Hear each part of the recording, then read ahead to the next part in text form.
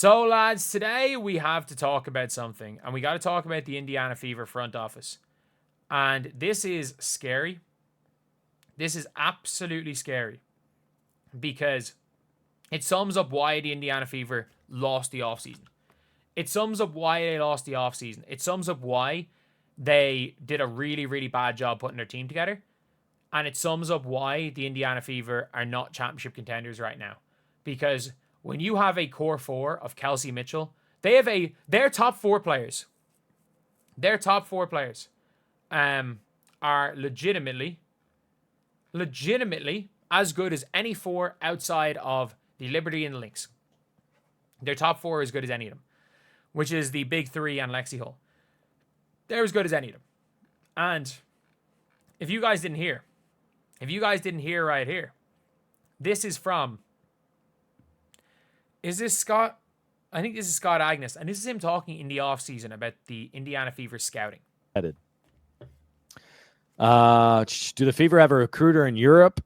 Don't believe so.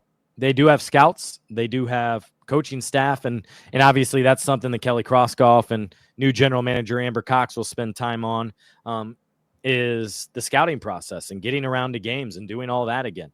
I don't believe they have a European scout. The Pacers have two of them. I do not think the Fever do, but that's a question I'll ask. I'm curious as well as you. So, yeah, no international scout. No international scout. Like, what are we doing? What are we doing? No international scout for a professional basketball team. No wonder they just signed big names. They weren't scouting overseas. Imagine bringing in, maybe we signed a bunch of Europeans with no ego. They could have signed a bunch of Europeans with no ego, but they signed a bunch of players with the biggest egos. They signed a player who literally, when they got put to the bench, went, wah, and quit the team. Like, they actually signed a player who did that. Like, we can be honest. That's just not good. That's just all around not good at all. It's not a good situation. It's not a good anything, really. Like, there's a reason why the Fever lost the offseason. And, by the way, like, what the Indiana Fever team, who was I trying to get the Indiana Fever to scout during the year? Ileana Ruper. I was trying to get them to pull over Ileana Ruper, who, by the way, the Valkyries have, and she's probably going to be the Valkyrie starting center last year. These are decisions the Fever would have made. In hindsight, if Bonner was available, I would have still taken Bonner. I genuinely would have still taken DeWanna Bonner. Bree Turner would have never been near the team. Tammy would have been protected. And the Bonner thing, if I was a GM, the Bonner thing would have still happened and would have failed miserably. And it is what it is. In hindsight, I don't think that was a bad decision. Tammy should have been on the team, and Tammy should have been a starting power forward, if not Janelle Salon. That was my number one option in the offseason. You can look through my videos, was bringing in Janelle Salon. Janelle Salon's averaging like 12 points per game, is a good defender and shoot the three ball. Imagine her beside Leah Boston. So you've got Janelle. My ideal starting five would have been, ironically, I don't think Lexi Hull would have been in my ideal starting five. It probably would have been Janelle at the 3, Tammy at the 4, and I would have been wrong as well because Lexi Hull would have played her way in. But imagine Caitlin, Kelsey. Also, this is maybe a crazy take, but I wanted Ariel Atkins over Kelsey Mitchell. I wanted Ariel Atkins and one of the Washington's picks for Kelsey Mitchell. And I could be wrong, one of 4 or 6. So Kelsey Mitchell and 6, and I want him to keep pick number 8. So my one would have been, Morrow was gone, so the player I would have had was Sanaya Rivers, who went 8. So in Mick GM, you would have taken Sanaya Rivers. You would have been able to bring Salon over, because let's be real, Salon would have came over if she was guaranteed to be, if she was going to be a starter. She would have come over to the Fever. So I would have had Salon. I would have had tried to get Ileana Ruper off the Valkyries. I would have tried to get Ileana Ruper off the Dream last year. I would have found some way of getting her. We would have had Salon in there. I know she'd be gone at the minute. Tammy would still be there. And the Indiana Fever will be a young, fast-running team. Sanaya Rivers will be there, and one of those 2 top 6 picks, you probably go and take Anissa Morrow, one of those picks.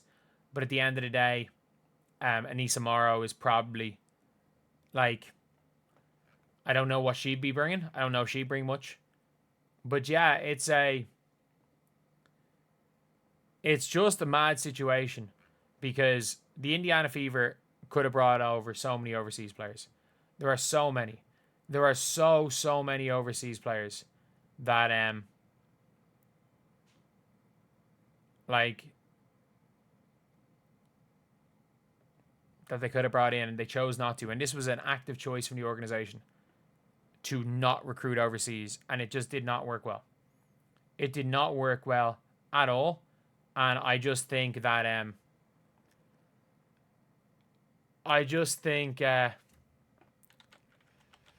like it's just it's an all around bad situation that could have been stopped.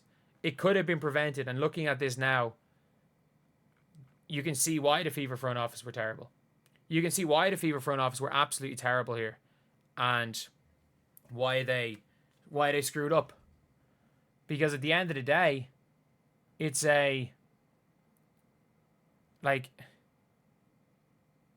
it's incompetence. It's negligence. Like, I've called out this front office, not for the DeWanna Bonner decision, because I actually think this is a decision that's bad in hindsight. We were excited at the time, and you know what? So was I, and I still think you make that decision. I still think you make that decision if you get offered that decision. But to not recruit overseas is absolute negligence. Like, it is unacceptable. And not only is this front office, like, is there grounds to criticize this front office? I think this front office straight up